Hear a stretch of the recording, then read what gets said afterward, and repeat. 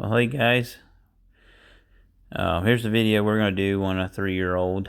Putting the first ride on. Here I am getting her feet kind of steady and spread apart.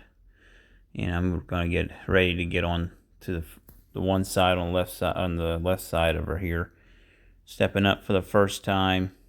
Kind of waiting there for her head to tilt a little bit left. As you can see me. You'll see her looking to the left and then looking to the right, see kind of what's going on. She's got a lanky little mule, got a lot of leg underneath her. She's a little wobbly mule on top, but she's kind of checking me out on both sides. I'm going to crawl off and do the same thing to the right side. You'll see me here take a hold of the horn and getting her feet ready for me to crawl on. I'm trying to get them to spread apart a little bit and hold still by rocking the saddle back and forth.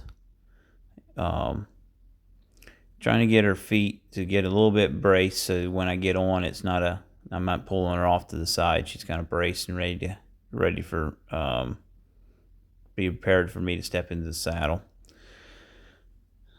And I'm taking this in increments. Every time she's kind of spread apart a little bit, I give her a little bit of a break. Here I'm going to get on the right side. Make sure she sees me on that right eye for a little bit, and I rub her on both sides of her. I'm leaning on her a little bit here, and she's not too worried about it. I'm going to go ahead and get on her here and get set. We did probably work with her about 5 days. This might be the 5th day working with her, coming in. And she kind of wants to move around a little bit. I let her move when she's ready. Kind of rubbing on her. She's still checking me out a little bit. I want to rub on her in the front and back, kind of get her comfortable as I can. I'm not going to pull on her too much right now. I'm going to kind of let her figure things out and walk along, try to stay calm on top of her. Keep rubbing her, tell her she's going to be all right. Here in a little bit, you'll see me start maybe pushing on her a little bit, starting to get her walk out, but right now, we're just kind of letting her do her own little thing for a minute or two.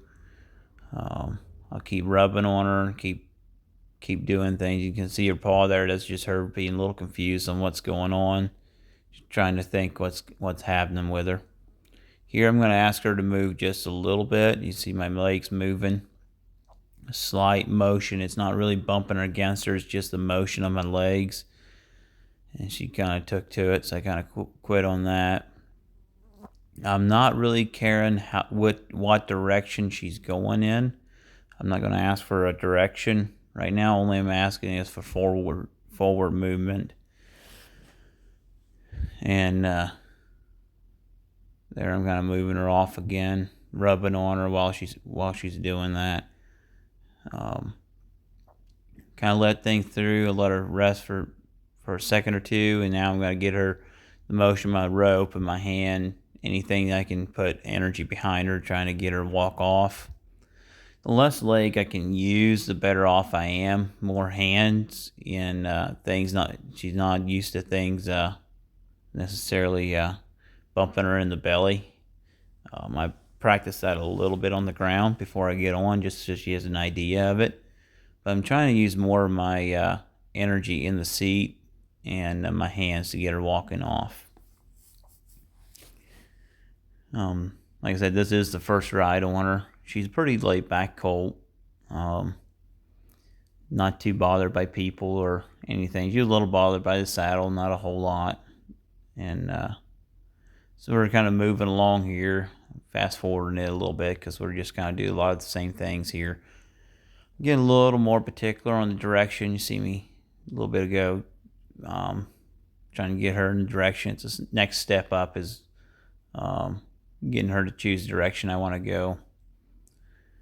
There she came back down with just with my seat and a little bit of leg on her hindquarters to roll the hinds. Here I'm going to ask her to walk off again. A little less hesitation than it was to start off with. I'm kind of trying to keep her in the circle going to the right as we're doing this. Here I'm encouraging her to walk a little faster. That's the next step. Is you'll see me doing quite a bit of transitions, but it'll be from a slow walk to a little bit of a faster walk. Trying to keep her, getting her encouraged to get up and go. First ride, I like to have a walk and, well, at least a walk and a trot. There she goes into the trot. Not too bothered by it.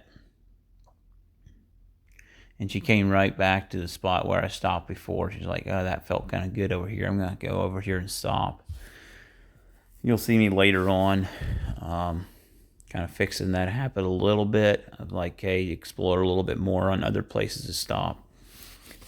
Like I said, the first ride, I like at least have a walk and a trot. Some of these colts that have a little bit more natural movement forward, I might get a lope out of them. Horses, I can tend to get a lope out of them on the first ride. The mules tend to take me about the second ride. I'll just be building up transitions through this. I start from the stop to the walk, and then from the walk to the trot, and then I go from the trot to the lope. And I build, do a couple of transitions in each one of them. Transition back and forth through there, get her comfortable. I'm just doing a lot of the same things here, just getting her walking off. And now I'm going to the left, so I'm kind of retraining her brain. There's a couple of times here where she wants to go back to the right. She felt comfortable going to the right. Left is new. She'd rather go back to something that she did before, which is going to the right. So you'll see me correcting that a little bit. I'm using my lariat, my rope on the side, make some flopping noises. Here she's coming back down, letting her stop.